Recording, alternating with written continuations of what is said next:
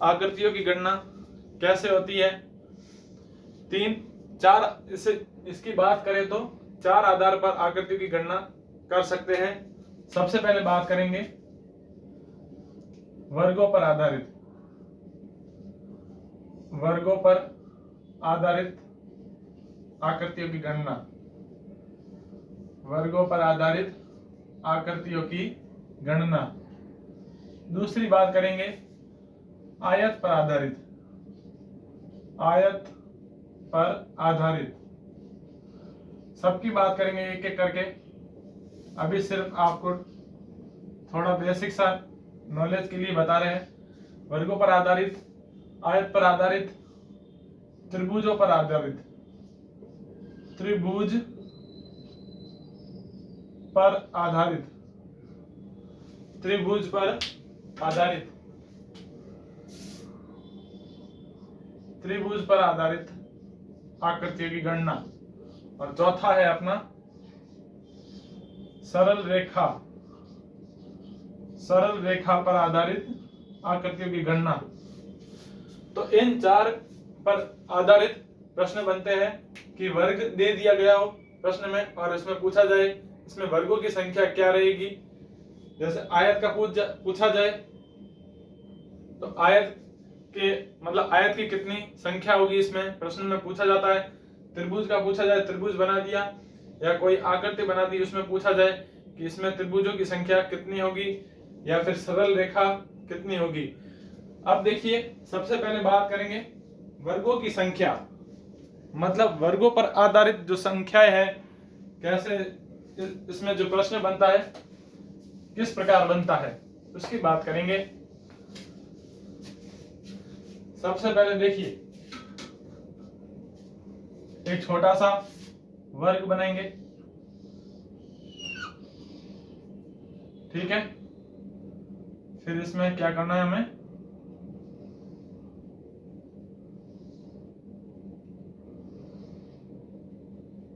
ये अपना वर्ग हो गया।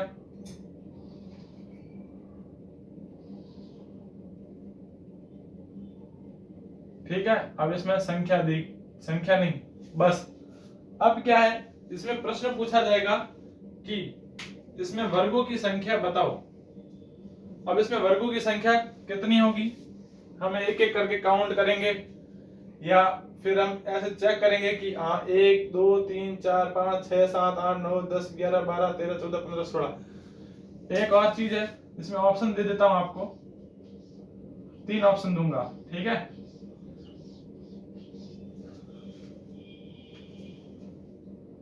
25, 28 या फिर 30। अब बताओ इसमें वर्गों की संख्या कितनी है, 25 है, 28 है या 30 है। देखिए हम क्या करते हैं कि इनको एक एक करके गिनते हैं। देखिए 1 2 3 4 5 6 7 8 9 10 11 12 15 16 और एक 17। और ये अब ऐसे गिनेंगे तो क्या है कि हमारा दिमाग चकरा जाएगा, लेकिन आंसर आना भी कंफ्यूज हो जाता है कि ये 29 होगा, 30 होगा या 32 होगा। तो इसमें हमें क्या करना है, एक ट्रिक है छोटी सी। सबसे पहले आपको क्या करना है, यहां से स्टार्ट करना है, पहले बॉक्स से। यहाँ 1 लिख देना, फिर 2 लिख देना, फिर 3 और 4 तक गिनती हो रही है तो 4 तक ही लिखना है, ठीक है। अब नीचे से स्टार्ट किया, अब हमें दाईं ओर से स्टार्ट करना है, ठीक है। 3 4, अब यहां तक गिनती हो गई। अब हमें क्या करना है, अगर वर्गों पर आधारित प्रश्न है और आयत पर आधारित, वो उसमें अलग ट्रिक होगी, लेकिन अगर वर्गों पर आधारित आकृतियों की गणना पूछा जाए तो हमें क्या करना है, ऐसे यहां तक गिनती लिखनी है और नीचे यहां पर गिनती लिखनी है। फिर क्या करना है, इस 4 को इस 4 से गुणा करना है। तो देखिए 4 × 4 करेंगे कितना हो जाएगा, 16। फिर इस 3 को इस 3 से गुणा करेंगे, 3 × 3 कितना हो गया, 9। इस 2 को इस 2 से गुणा करेंगे, 2 × 2 बराबर 4। फिर 1 को 1 से गुणा करेंगे तो कितना आएगा, 1। अब इनका टोटल करिए, टोटल करने पर क्या आएगा, 16 और 9 25, 25 और 4 29, 29 और 1 30। तो अपना आंसर क्या हो जाएगा? ऑप्शन नंबर सी 30 हो जाएगा। ठीक है। वर्गों पर आधारित किसी भी प्रकार का प्रश्न आ जाए तो हमें अगर ऐसा दिया जाए, उसमें आपको सबसे पहले दाईं ओर से गिनती लिखनी है जहां तक हो सके, और नीचे की ओर गिनती लिखनी है, फिर उनका आपस में गुणा करना है, मल्टीप्लाई करना है। जैसे 4 का 4 से किया, 3 का 3 से, 2 का 2 से और 1 का 1 से, तो उन सभी का गुणा करने के बाद जो संख्या आती है उन संख्याओं को जोड़ना है, तो अपना आंसर आ जाएगा। अब बात करेंगे आयत पर आधारित आकृति की गणना। उसमें हमें क्या करना होता है? देखिए, एक आयत बनेगी छोटा सा,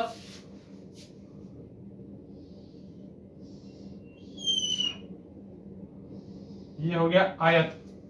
ठीक है। अब आयत में क्या करना होगा? हमें वैसे ही एक बॉक्स बनाना है, जैसे 1 2 3 और 4, 1 2 3 और 4। अब इसमें पूछा जाए, यहां पर आयत कर देते हैं,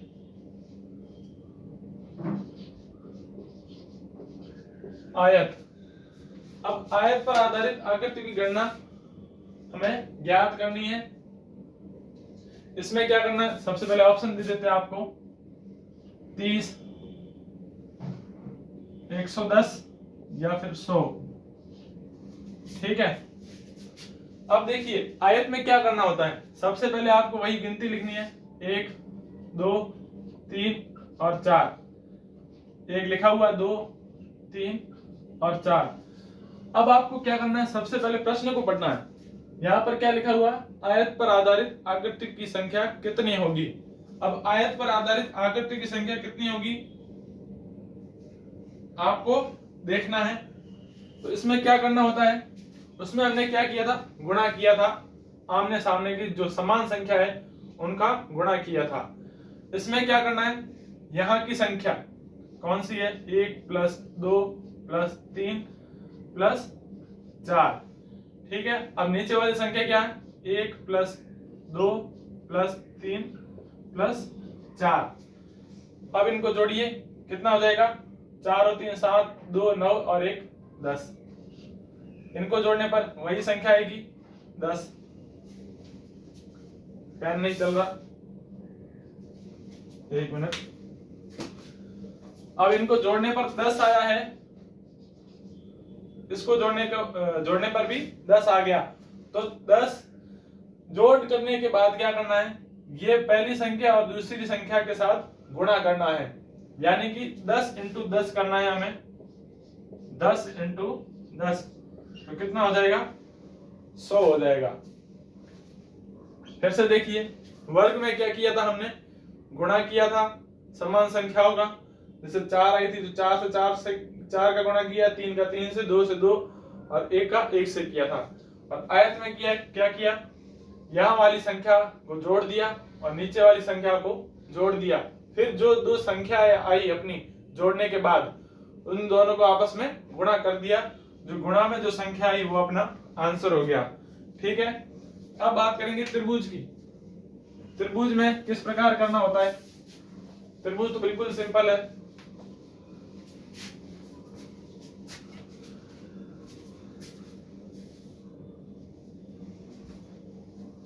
त्रिभुज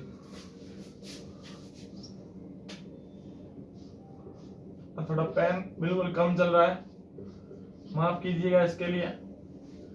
ठीक है। त्रिभुज पर आधारित आकृतियों की गणना, छोटा सा सवाल लेंगे।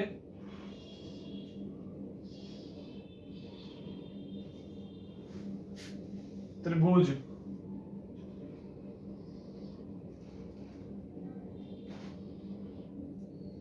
ठीक है। अब क्या करना होता है? इसमें सवाल पूछा जाए कि त्रिभुजों की संख्या कितनी होगी। जैसे ये त्रिभुज दिया हुआ है, अभी सिर्फ बेसिक जानकारी आपको दी जा रही है ताकि आप आगे से, शुरुआत क्या होता है बेसिक से ही होता है। अगर आपको ये चीज समझ में आ रही है तो जरूर बताइएगा। ये अगर आपको समझ में आएगी तो आप इससे भी आगे जो डिफिकल्ट सवाल प्रश्न आएंगे उनको आप कर सकते हो। पहले चीज प्रश्न को समझना जरूरी है। तो इसमें देखिए त्रिभुजों की संख्या पूछी गई है। अब ऐसे गिनेंगे तो 1 2, हमारी नजर में तो 2 ही त्रिभुज दिख रहे हैं, लेकिन यहाँ पर 2 त्रिभुज नहीं है। अब हमें क्या करना है, यहाँ भी गिनती लिखनी है, 1 2 और 3, ठीक है। उसके बाद क्या करना है, 1 + 2 + 3, तो 1 और 2 कितने हो गए 3, और 3 और 3 कितने हो गए 6। तो यहाँ पर अपना आंसर क्या हो जाएगा, त्रिभुजों की संख्या कितनी है 6। तो उम्मीद करता हूँ आज का वीडियो आपको पसंद आया होगा। अगर अच्छा लगा हो तो शेयर और सब्सक्राइब जरूर करें। इसके बाद हम पार्ट 2 में और भी बढ़िया प्रश्न लेकर आएंगे। आज केवल बेसिक से स्टार्ट किया है टॉपिक को, और कल से हम और भी बढ़िया, जब भी वीडियो आएगा बढ़िया करेंगे। तो आज के लिए वीडियो इतना ही। Thank you. जय हिंद।